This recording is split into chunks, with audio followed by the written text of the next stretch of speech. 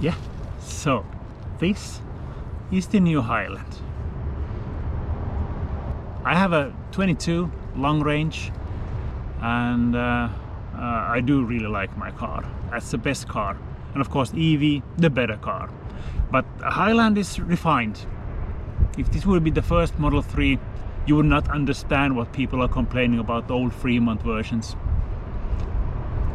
Let's rock on.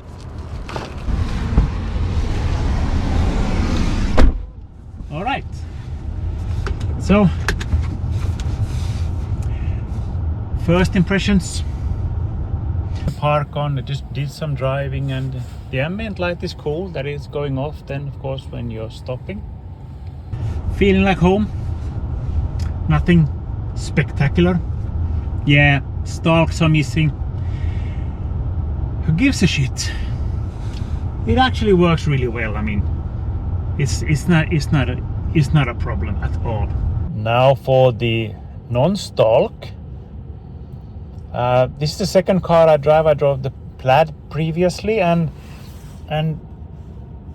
changed this on a highway and changing lane and using those. It's brilliant actually. It's much better than without. Also the washer fluid when it's really crappy weather like it's today here in Finland, so that's also brilliant.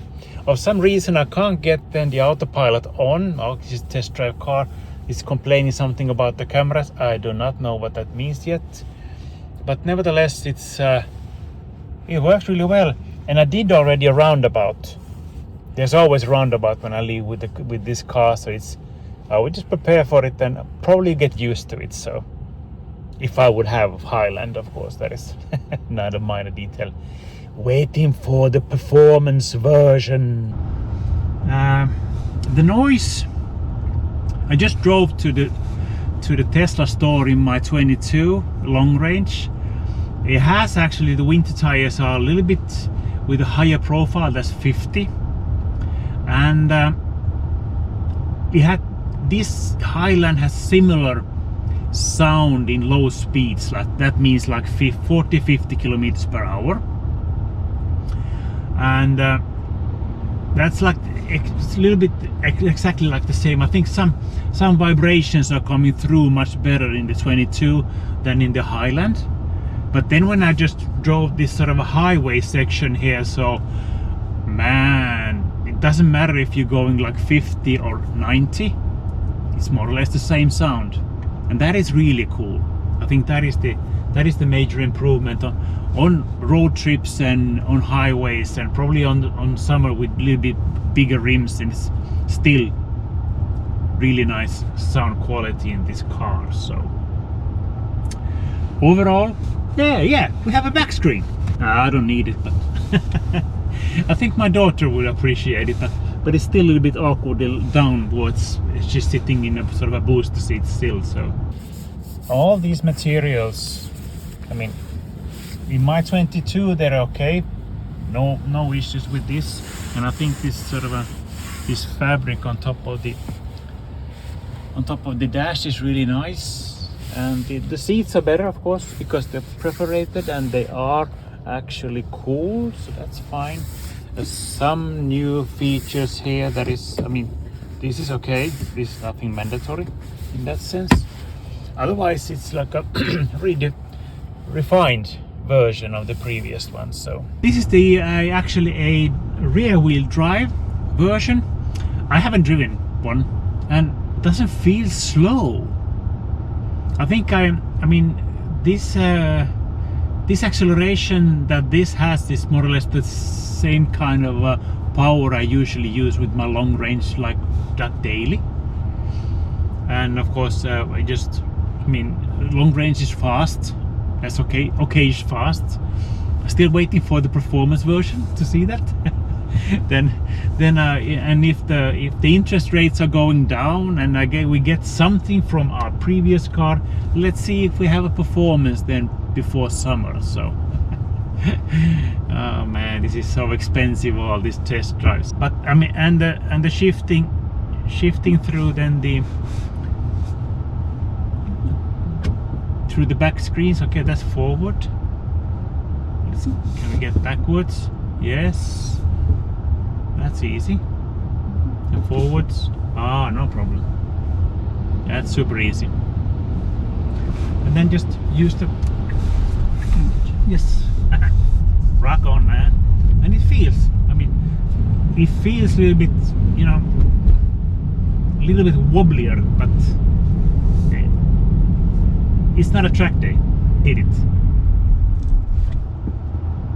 And action. Not as that's the plan, but it's okay. It's fine, totally fine. And the noise doesn't. You can hear me perfectly still.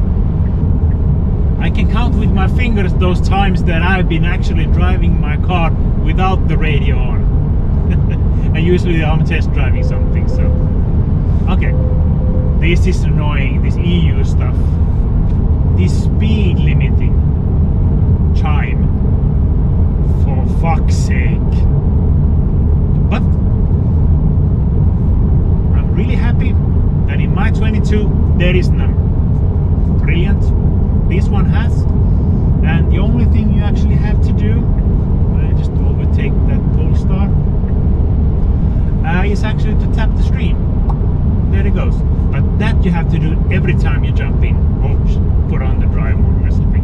Or jumping. I don't know yet. I just drove jumping. I don't know.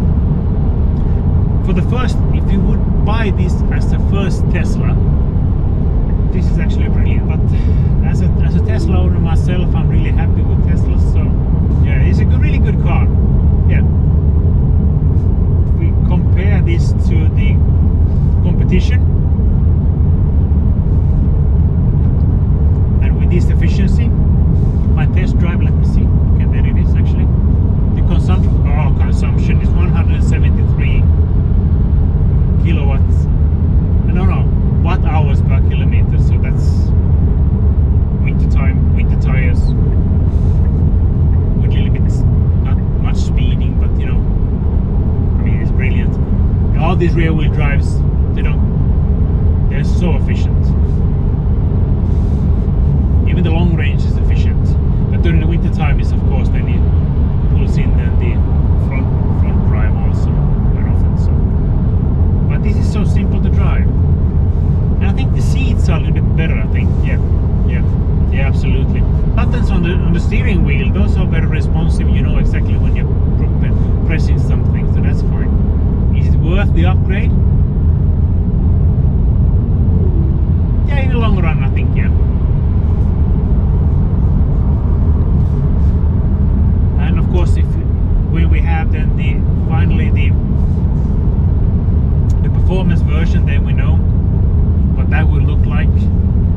And I assume that they are doing something spectacular for that one. I hope. Way to go, Tesla team. But nevertheless, I mean, the summary of this car, I think this is really brilliant. This is quiet. This is comfortable ride. And of course, I will notice that exactly when I just jump into my older one. So that has been driven 30,000 kilometers. And yeah, steering wheel is cool. Seats are nice. Interior is really good. I'm just looking a little bit awkward because I have to put the stupid camera just in front of my mirror, so you know. The buttons on the steering, I think this is, you don't have to look at those. I mean, I just glanced at them a few times, but that's like, you know, I have driven this, I've been 25 minutes on this test drive, so it's not that much. But this is really cool. I like it. There's always a pity somewhere. EVs, one pedal driving. If someone is saying like Porsche that the customers don't want one pedal driving, it's like oh shit, man, how stupid are you? This is just brilliant. This is so easy when you're driving in the city. I understand if you have a track day, then you need just put that away and just use the brakes normally. That's fine. But I mean, okay, roundabout. I have no fucking. Okay. I managed. hate change. In my age, you need to learn new things to keep your brain stimulated, and when you're learning new things and adapting to new environments and new ways of working and new ways of doing stuff, then so you don't get stuck on this sort of old stuff. And my color choice would be the ultra red, absolutely. I was planning, I have a black one, and my black color is very sensitive. That's sort of annoying, but I have some sort of ceramic coating on it, but nevertheless. So the previous red one, I was just like I said, I've been test driving these cars when there's really crappy weather, so the cars are always so shitty. It's sort of the issue that the red doesn't look good, like never. The stitching is different, but just realized it now. Oh no, a roundabout. Yeah, this is the red color. Ultra red would be my choice. I don't give a shit if it costs a little bit more. I think it's a spectacular color. That's it. My head would explode if I would have to drive an ice car with manual. Okay, yeah, okay. Yeah, it would explode, yes, my head, but if let's differentiate a little bit. If you have like a classic car, that's totally different. That's utterly fine to be manual, vibrating, noisy, anything. That's fine. But a day-to-day car, never. Well done, Tesla team, for Highland. You made a youngster car into a more or less grown-up version. I think that is more or less like the case. Nice. We start a little bit driving more actively, then it's fine.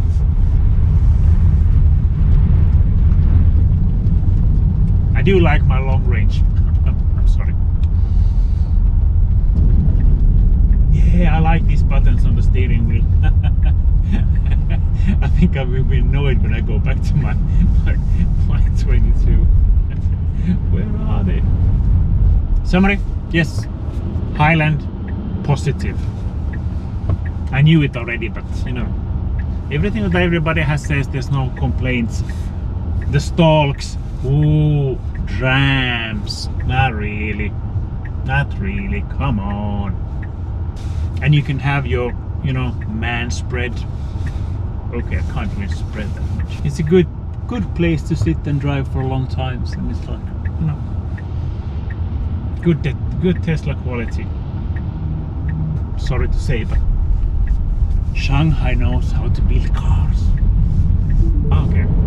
Ooh, nice. This is much softer. Yeah, it's a little bit.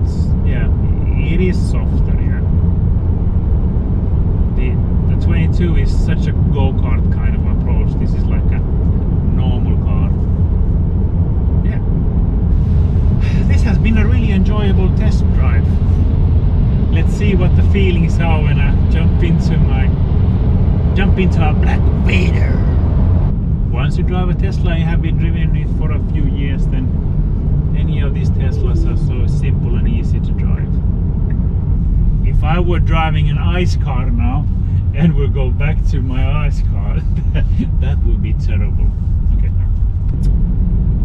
Excellent. I am a little bit Tesla fanboy, I had to admit, actually.